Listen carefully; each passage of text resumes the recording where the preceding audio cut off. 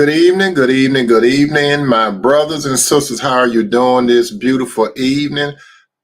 It's time. It's that time. It's that time. Come on in. It's dinner time. Come to the dinner table so you can get some good food for the soul this evening, my brothers and sisters. I hope that you all had a very productive and fulfilling day. Your brother Tony, he had an excellent, blessed, and a twist of serenity day today. Excellent blessed with a twist of serenity. That's what I'm about, my brother and sister. I hope that you are prepared to take in this good nutritional food for your soul. Come on in, come on in. We got plenty of table at the dinner. We got plenty of room, excuse me, at the dinner table for all you brothers and sisters. Go ahead and invite some more family members and friends because we got plenty of room and we never run out of that good soul food for the soul, okay?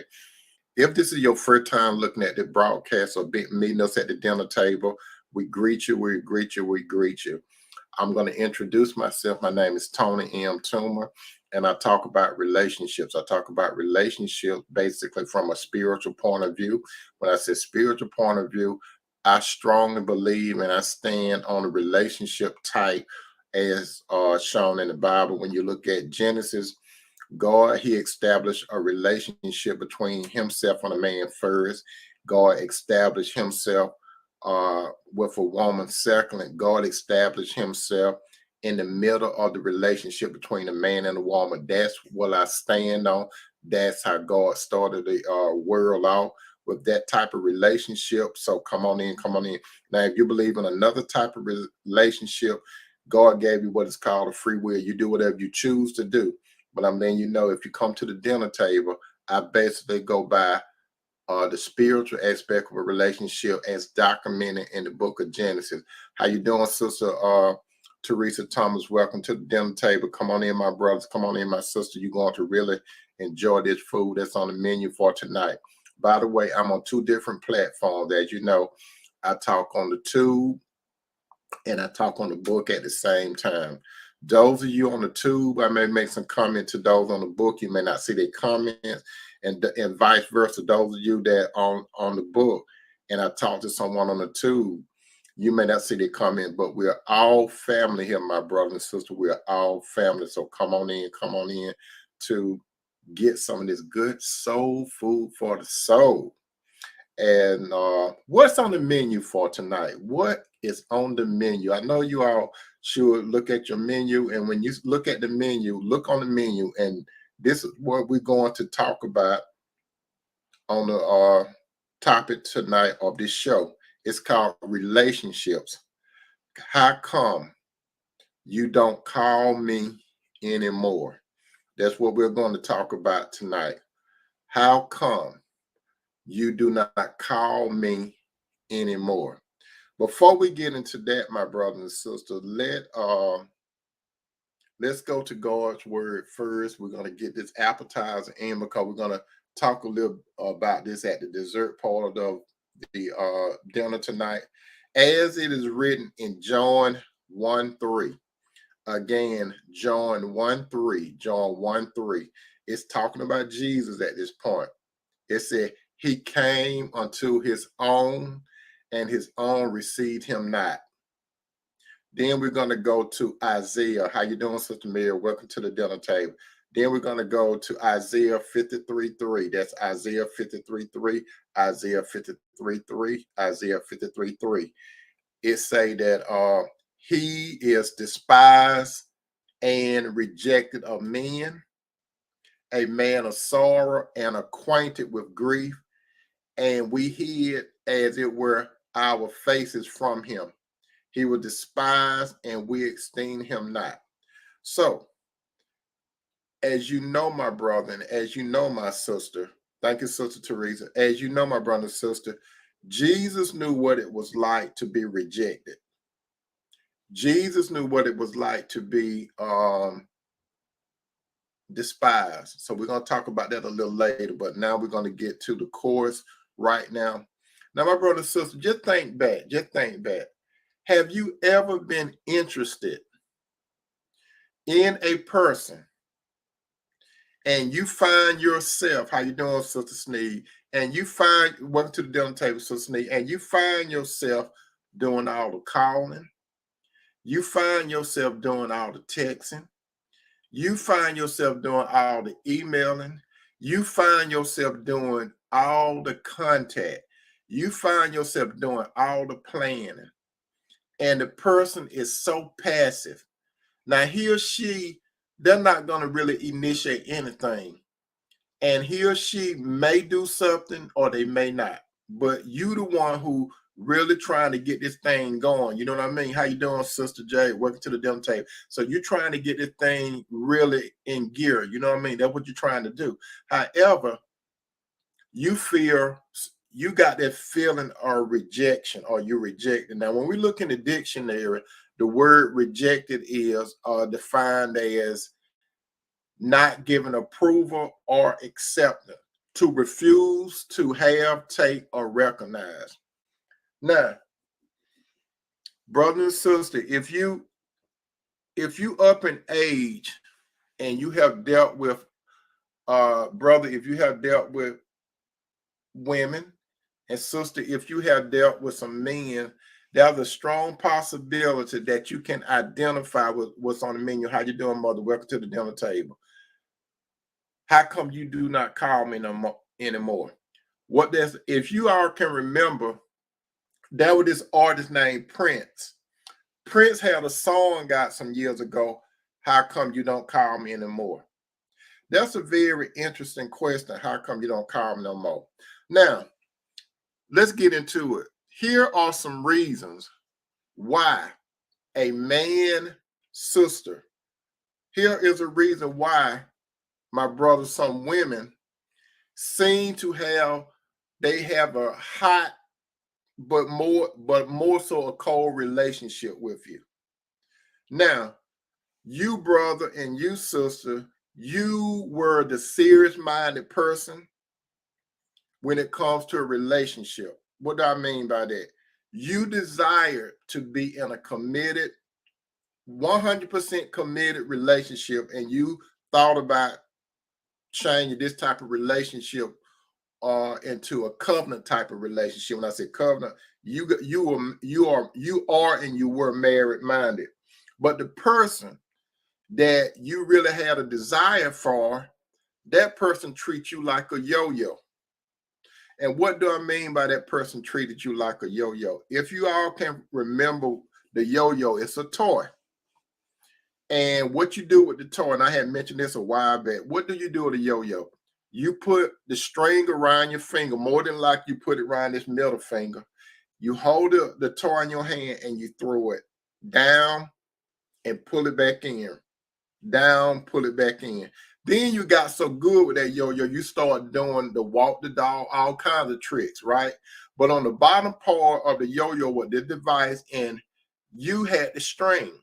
So my brother and sister, some of you, and I can identify, I know what it's like to go through that yo-yo period in my life. I'm not ashamed to tell you that.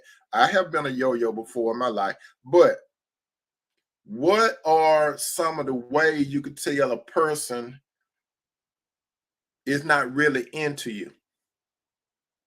That's the bottom line. You really want to establish a relationship with that person, but that person really, it doesn't want to establish a relationship with you. Number one, that person is a narcissist.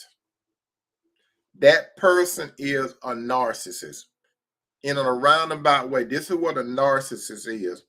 A narcissist is a person that pulls you into his or her world. And when they get you there,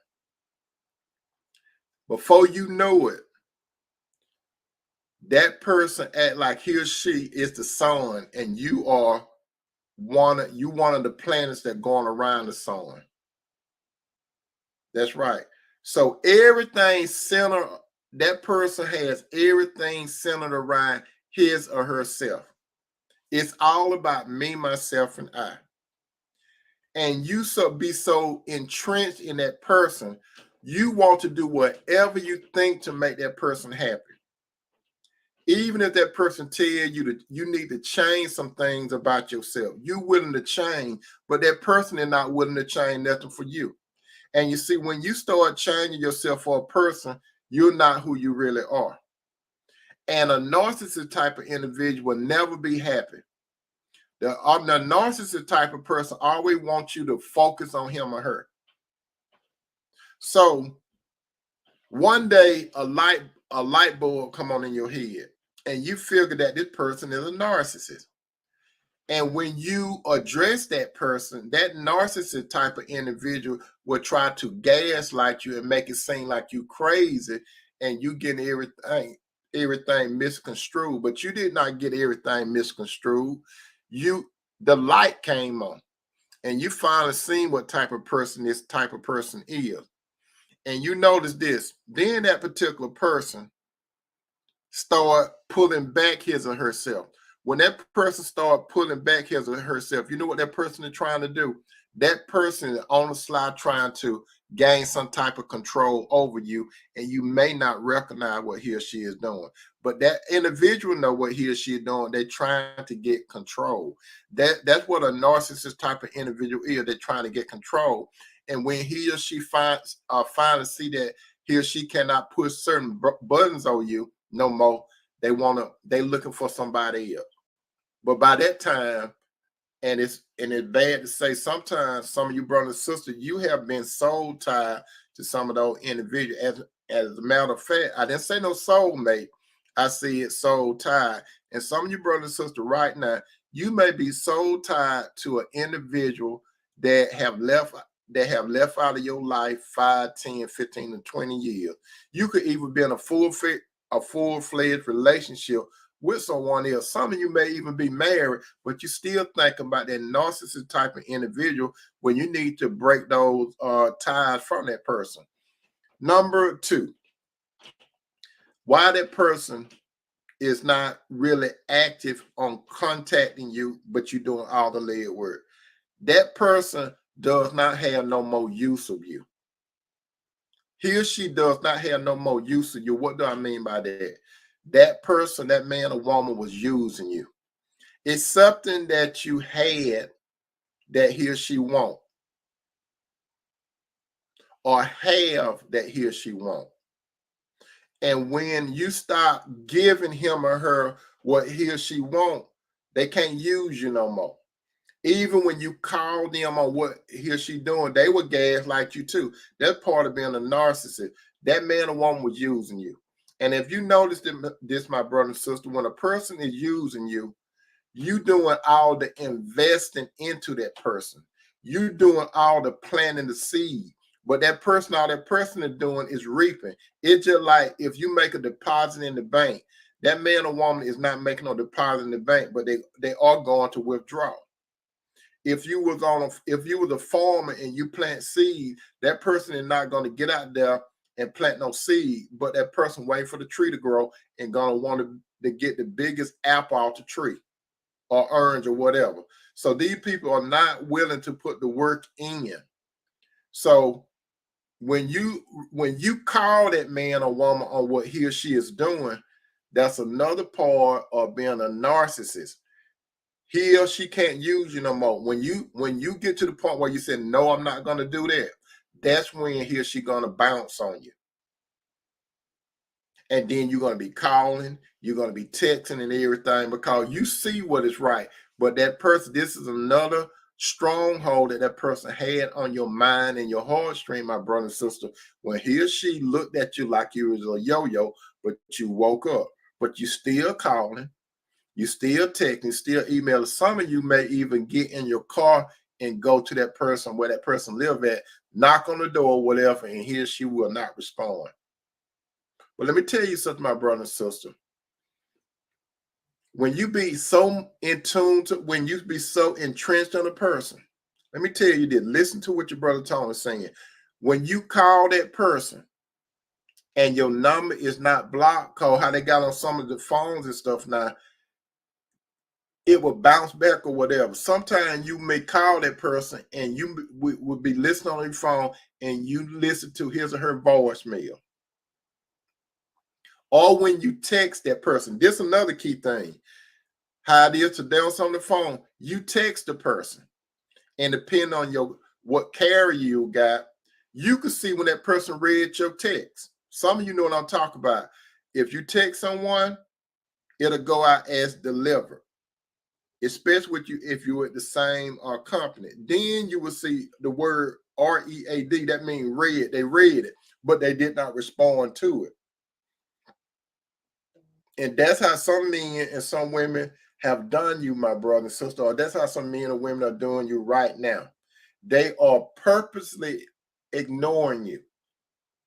They don't block you, but they seeing that that's another form of control, my brother and sister. You understand? And this is another little fruit of being a narcissist.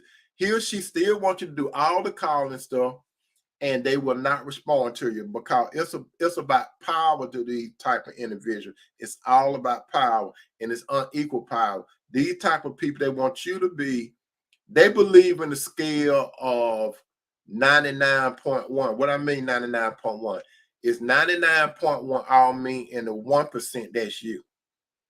You understand? So they will stop really contacting you because you're still doing all the lead work. You're doing all the calling, you're doing all the texting, you're doing all the planning. Everything is coming from you.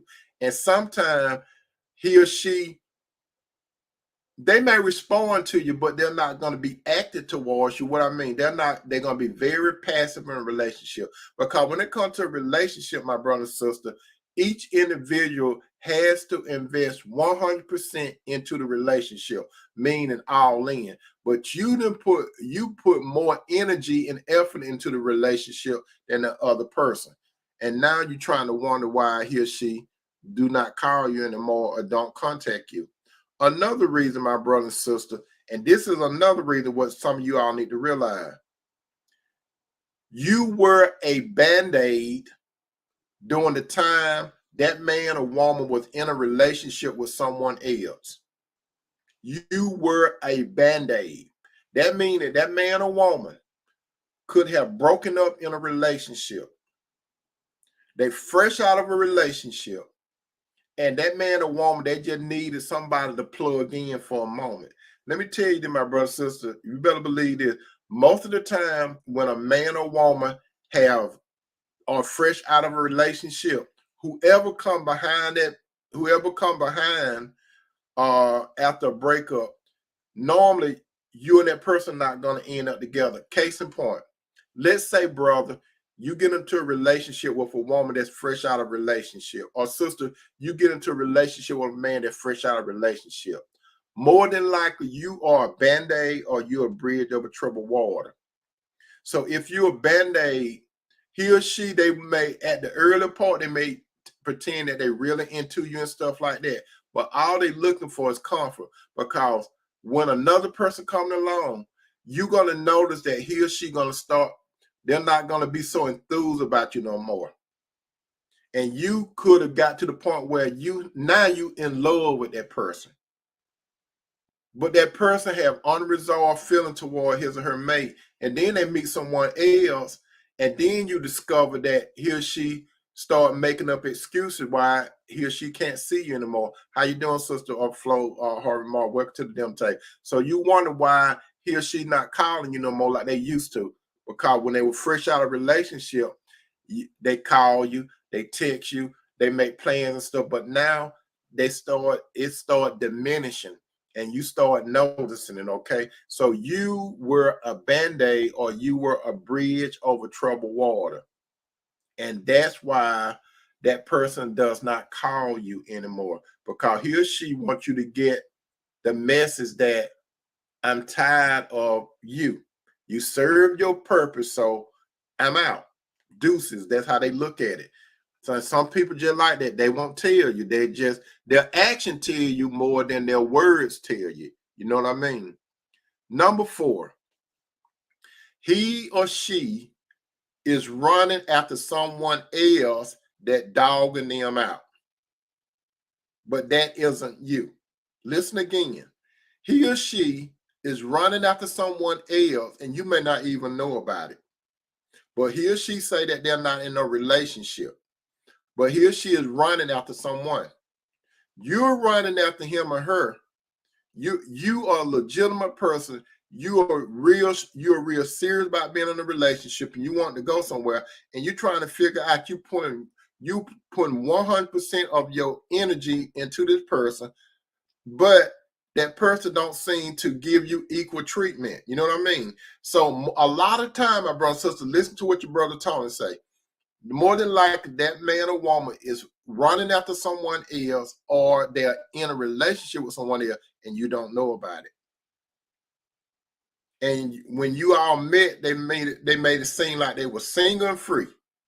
And anytime, at the earlier part, you would get those good morning texts. You may even get a call throughout the day. You may be going out on dates and all that kind of stuff. And not all of a sudden, then you gradually notice that person start pulling away from those things. Because it's all about pattern and behavior, my brother and sister, when it all comes down to it. It's about pattern and behavior. And you're going to discover that the pattern and behavior change. And a lot of these people, they love to be dogged out. And that's a real mental disorder. Don't you know, my brother and sister, some men and women, they like for people, another member of the opposite sex to dog them out. But you the nice guy. You the nice woman, that's not part of your character. You too nice. And I know, I used to hear women say stuff like this. Some women, he too nice. Have you, sister, ever heard of a woman saying, he too nice? And sometimes brothers might say, she real sweet, she real nice. But some guys, they want a woman to treat them bad. And it's a messed up thing. Why would you want someone to purposely treat you bad? Because a lot of those men and women, they are used to being in an abusive relationship. You understand? So if you the nice guy or the nice woman, they don't want no part of you. And in your mind, you thinking, I'm nice to him, I'm nice to her. And then you hear them talking about how bad the woman may talk about how bad men treat her. And then you will hear some men telling women how bad women treat them, but yet they don't want to treat you right. Now, what was the common denominator when a woman said a whole bunch of men treated her bad? She was the common denominator. And if a man say the same thing, that women treat him bad and take advantage of him, what was the common denominator? Him. So,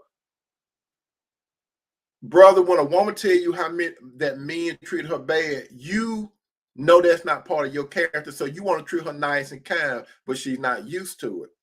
She used to being dogged out. And if you're not dogging her out, she's not interested in you. You don't bring no thrill to her. You more of a giver, but she's looking for a man to take from her. And on the same token, my brothers, you got to understand this. When a woman looking for a man to dog her out and you not the one, you're going to be wondering, what else can I do? I'm showing her that I'm not that kind of guy, but some women are like that, brothers. They are. And then on the flip side, sister, some men, they would tell you how women took advantage of them, stole money, stuff from them. But you're not that type of person. But he's not giving you what you want. You want him to be open and all that kind of stuff with him, but he won't do it because he used to being dogged out. But you're the nice woman. And more than likely, he's going to end up with another woman that's going to dog him out. Fifth, you better believe it, my brother and sister. Sometimes that man or woman, they are jealous or envious of you. They are jealous or envious of you. What does jealousy mean? Jealousy means that you get someone getting their attention. Like, for example, jealousy is when someone feels slighted and they're not getting the attention that they think that they deserve. Okay, that's jealousy.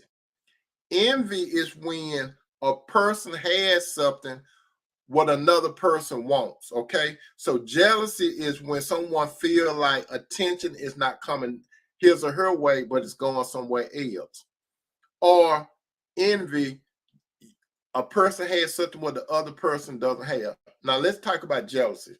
Brother and sister, you could be in a relationship with someone, and in general, people like you. People like you. You get a whole lot of attention. And when I say you get a whole lot of attention, you're not seeking attention, but you got a light in you, and you got a light, the light from the Lord in you, and people gravitate to you. Whereas people don't gravitate to this man or woman, and he or she is jealous because they wondering what you have that he or she doesn't have. Now, that man or woman, they could be more popular than you from a world standpoint. They could have more assets than you from a world standpoint. They could have a whole bunch of things going on. But when it comes to a relationship, you have better relationship with them, but they have things. You understand? But they want that notoriety that you have, and so they jealous. And then envy, you could be a good man or a good woman, and that man or woman, they want what you have. They did not work for what you have, but they want what you have. And if you tell them anything good, they're gonna always slide it down, and they're gonna get somebody else credit. For example, you tell them that I got a promotion on the job, and you telling them, you sharing some news like that, I got a promotion on the job, then they'll come back and say something like, I know about promotion, I got a promotion too. Instead of being happy for you, they're envious. You got, and as far as worldly thing go, let's say, brother, sister, you have a beautiful home. Your beautiful home. He or she doesn't have a beautiful home. They're ashamed of where they're staying. They want what you got, but they can't stand you because you got something what you work hard for. That, and not work hard for, God gave it to you. But they're envious of what you have. So they don't want to have nothing to do with you at all. They don't want nothing to do. That's crazy, but that's how some people are. Number 6. Sometimes, my brother and sister, that man or that woman, they may have a little conscience in them. What do I mean by they may have a little conscience in them? They may have a little conscience in them, and they don't want to hurt your feelings. They don't know how to tell you that they're not right for you. That's what I mean by they have a little conscience. That man know he's not right for you, sister. That woman knows she's not right for you, brother. But they hope you get the message when you calling them and they don't answer the phone. When you texting them, they don't respond. You trying to get contact with them, and a lot of time they, you know what they do? How you doing, sister Ashford? Welcome to the dinner table. They will go ghost on you, and they hope that you get the message. But you still calling, but you still texting and all that. But he or she will not respond to you. Number 7. Some of you brothers and sisters, you need to understand this. You need to accept the harsh truth. And what is the harsh truth? That you aren't the one. You aren't the one for that person. You think that you're the one for that person. You want to be the one for that person. You look at yourself and you say, I could be an asset to that person's life. I can help that man or woman get up on his or her feet, but they don't want it. But the good news is, my brother, and the good news is, my sister, and I always say this, God has a ram in the bush for you. Sometime, my brother and sister, listen to what I'm about to say. It may sound strange what I'm about to say, but don't you know God could be intervening and holding and doing some things to cause that person to do some things to you so you could wake up and smell the coffee. God could be allowing that man or woman to hurt you. That right, sister Diane. Everything happens for a reason. God could have that person to hurt you so you can come to him so he could put the right person in your life. Some of you brothers and some of you sisters, you could have been in a good relationship. Some of you single brothers, some of you single brothers and sisters. God had, and probably still have a person that he wants you to be with. But you are spending your time and you going in a merry-go-round and you allow somebody to treat you like a yo-yo, and you do not want to break ties. So God got to bring a storm into your life with that person. And God will use that person. It's bad to say, but God will use that person to force you to go in another direction. Haven't you, brothers and sisters, have been through some bad times in your life? You could have lost a job and all kinds of stuff. I'm just giving you an example. And at that particular time, you're wondering, why me? So a better job coming along. And the company that fired you, and you went to another company, you said, they're doing me wrong. The company that fired you, and you go to another job. And then in a few months or weeks later, that company closed down. You see, God could have called the person in that company to fire you, to push you to another job, because God knew that that company was about to fold. But at that particular time, you thought that that person did you wrong. That company did you wrong. But when you look back, the company closed. And God used them to push you to something better. The same thing. God could push you, my brother and sister, to go prepare yourself for the right person that he has in your life. God never intended for you to spend your time with this zero. If you are a son or daughter of God, don't wonder how does he or she don't call you anymore. Look at it as a blessing. Because you see, when God bless you, my brothers, when God bless you, my sister, all the time, he don't say yes. Sometimes God don't say yes. And let me tell you something, God answer all your prayer, but it might not be the answer you're looking for. God answer your prayers in several ways. Sometimes he will give you immediate yes. Sometimes he may do it just like that. Then sometimes God will say, not right now. He don't want you to have it right now. That doesn't mean that he's not going to give it to you. Then another time, God might say, no. He might give you a flat no. No, you want it. And you all know how babies do sometimes. You know how a baby do. A baby will cry and kick and everything. Even little children do that. Because they trying to cause you to react to that cry. They want something that's not good for them. And you being the parent, you say, I'm not going to do that because, but you see, you know the long range effect, but the baby don't know it. But if you give that baby what he or she want, they immediately stop crying. And they know if I cry and kick and everything, they're going to get what you want. But God is not like that. God's thoughts are above our thoughts and his ways are above our ways. So sometimes God will just say no. You could keep asking God and he will say no. And then another part God might do is say, you ask God for something, but God say, I got something better. You understand? So he might say, not right now. That means wait. Sometimes he may give you immediate yes. Sometimes he may give you a hard no. And then the other time he might say, I got something better for you. Some of you brothers and sisters, listen to what I'm saying. Some of you have experienced what I'm about to say. Have you brothers been in a relationship, you've been going through a relationship with some women, and some of you sisters, you have been going through some relationship with a man, men. And then God calls you, brother, to find the right woman.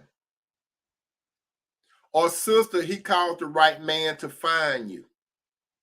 And when God brings you and that right person together, not the perfect person, but he brings you and that right person together, and then you could look back into your past.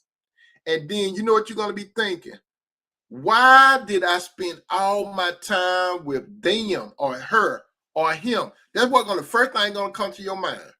Why I was wasting my time. Sometime, my brother, and sometime, my sister, when God pulled you through a situation, when he pulled you through several storms, and you look back and God bring the right person into your life, you're going to see, why was I wasting my time with that man or woman? And you know what? You see, it could be a lesson. Some people want to say it's a lesson, but a lot of time it was you call yourself to go through that lesson. God didn't put you in there. God is not going to put you in a situation where you purposely hurt yourself. If you purposely hurt yourself, you did something without going to God. That's why I always say, brothers and sisters, when it comes to a relationship as well as anything, you always go to God. The Bible clearly said, don't trust in your heart. It also said, lean not to your own understanding. You're supposed to go to God for everything. There's not nothing that you should not involve God in.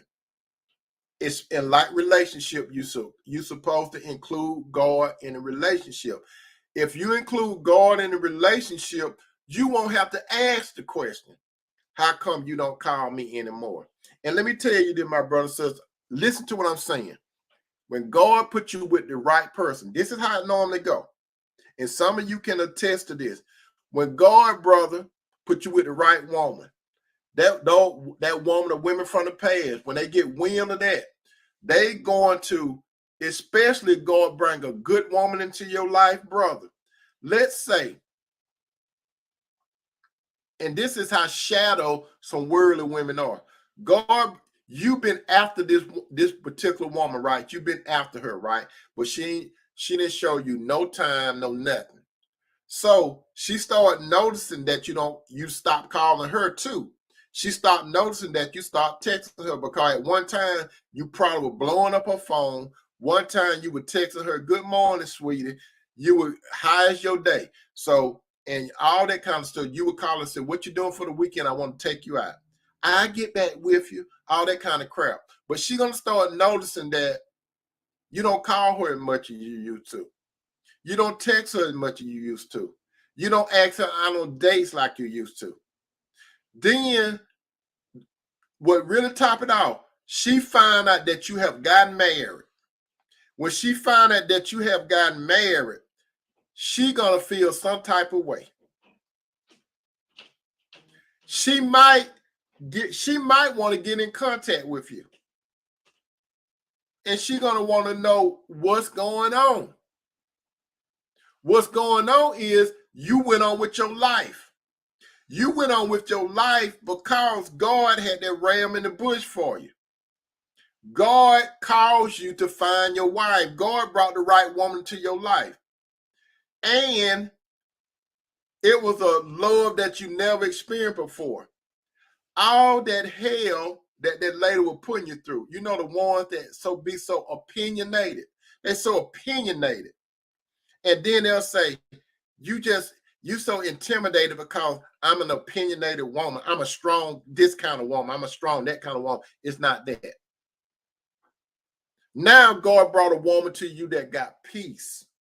And she didn't come from the Middle East, but she got peace and tranquility. She got a sweet spirit. She's very helpful. She's very thoughtful. She don't come in to take from you. She coming to give to your purpose. She wants to help you wherever you at. She want to be a part of your purpose. That other lady, she was a taker. But she feels some kind of way, especially if she sees the woman. Because she's going to look at, first of all, how that woman look. And I have said it before. She's going to see how that woman look. Now, if the lady don't look too attractive on the outside, this is how so shallow some women at. Or she going to say, okay, whether the lady look good or not. If the lady look not too good, because she's doing comparison and contrast with the woman that's in your life now. If the lady don't do so good, she's going to feel good. She's going to pat herself on the back. That's all she need to know, how the lady look. But if God gave you a woman that's beautiful and hard, brother, and then he sprinkled some sweetness on her outside, oh, she's going to have a problem with that, because she's going to say, she's going to look at that lady and she can't deny that the lady look nice. You see, the lady, mom and dad didn't have nothing to do with it. God had something to do with it. And what she don't know, what you know, brother, is that the woman is sweet on the inside. She is God-given on the inside. And she can't do nothing with it. So she might even try to do a background check on the woman to try to bring the news to you about the woman past. And guess what? She's waiting for your relationship to go down because you smiling too much, brothers. You smile too much when you got a good woman. And that woman that didn't have no time for you, her life is miserable. She could kick herself in her own butt, but her legs too short. Her life is miserable because you went on with your life. And the thing, and another thing too, some of you sisters, the same thing. You were doing all this stuff for this man, and he didn't treat you good. You want to spend time with him. He put you on the schedule. He come trying to borrow money from you. He wanted to use you up. So when the light went off in your head, you start pulling back, and you was shopping. You was at the library or whatever. You would walk around the track field or wherever you were at, and God called this particular man to walk up to you. And when God called this particular man to walk to you, it was just like, who is this? Who is this? And you know that it was a sharp contrast. And you talk to this man for a brief period of time, and something on the inside of you, it was a peaceful feeling about this gentleman. What you did not understand at that particular time, God was bringing that man to you based on you living your life. And then when that man, he gonna notice that you're not blowing up his phone no more. He gonna notice that you don't text him that much no more. He gonna notice that when he called you, his voice go to your voicemail. He gonna notice that when he texts you, he gonna see that you read it, but you're not responding. So he gonna try to get in contact with you. He know that you like going to worship service. He don't never go to worship service, but he know that you go to worship service. So don't be surprised if one Sunday you go to worship service and he in there. He's not coming to listen to nothing about Jesus. He coming to check out you. He ain't been going to worship with you, but now he want to go to worship. Now he want to change. And he want to find out what this man is about. And when he look at the man, he might see how the man look, but what's more important for him is how deep that man pocket is. He wants to see, does he have more assets than that man? So if he doesn't have more assets than that man, if he does have more assets than that man, he's gonna pat himself on the back. She could have done better. But if that man carrying his own, he don't like that. And don't you be smiling on social media, sister. Don't you be smiling out in public, because it's gonna get to him. You look like you happy. He's not gonna be able to take that you happy. Then he's gonna call you, and you're gonna answer the phone. Probably if you ain't changed your number, and he's gonna want to see, can he get with you? He's gonna talk about he was sorry and all that kind of stuff. He was sorry when he didn't answer your call. He didn't sorry when you didn't answer his text. He was sorry when Dave went by and he told you the lame thing. Did you call me or did you text me? Speaking of that, my brother and sister, have you ever called someone that you're quote unquote a relationship with, and he or she say, did you call me? Why would he or she say, did you call me, when they seen your number on the phone? Or they may say something like this: I just noticed you text me. Hours a day went by. I just noticed you text me. But when you was around that man or woman, you notice how quickly he or she respond when the phone was on silent, but he or she picked it up and they turned it so you couldn't see it. And they respond to it quick. They text quick and they answer real quick. Have you ever noticed that? But they don't respond that way with you. But now, brother, sister, you don't have to worry how come you don't call me anymore. You glad that he don't call you anymore, sister. You glad that she doesn't call you anymore, brother. Because let me tell you this. When God put you in the right relationship, brother, with the right woman, sister, when God put you in the right relationship with a man, that man or that woman that you thought you was interested in, that you thought you wanted a future with, when you look back, you're going to thank God that whatever happened to make you move, you're going to be glad God made it happen. But I'm going to tell you this, most women, brothers, that you haven't been in a relationship with and God put you in a relationship, they're not going to be happy. They're not going to be happy. They may act like they're happy. They're not going to be happy for you. And the same thing, sister, most men that you have been in a relationship with and God put you with the right man, those men really ain't going to be too happy for you. They're going to be waiting for you. They're going to wait for you to fall. If you're in a good relationship, brother, if you're in a good relationship, sister, or God is about to put you in a good relationship, those clowns from the past, they're not going to be happy for you. They're not going to be happy. As a last result, they might try to come and see, can they break it up? They want to see, is it real? They will approach you and bring up the good parts about the past.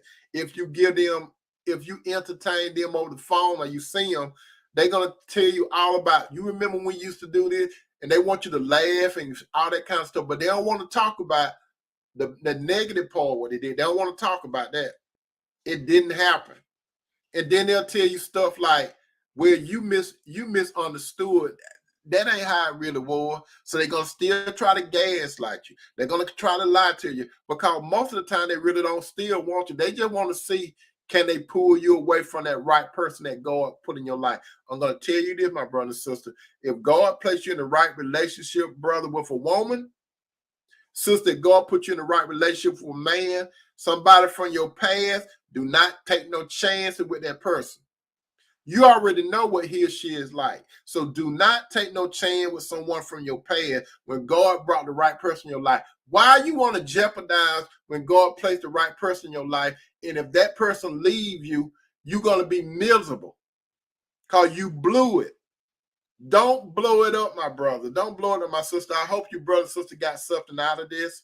But there's one more thing that I want to say. How come you don't call me? Going back to Jesus. As you remember earlier, I read it as it is written, John 1:11, John 1:11, John 1:11. It said he came unto his own, and his own received him not.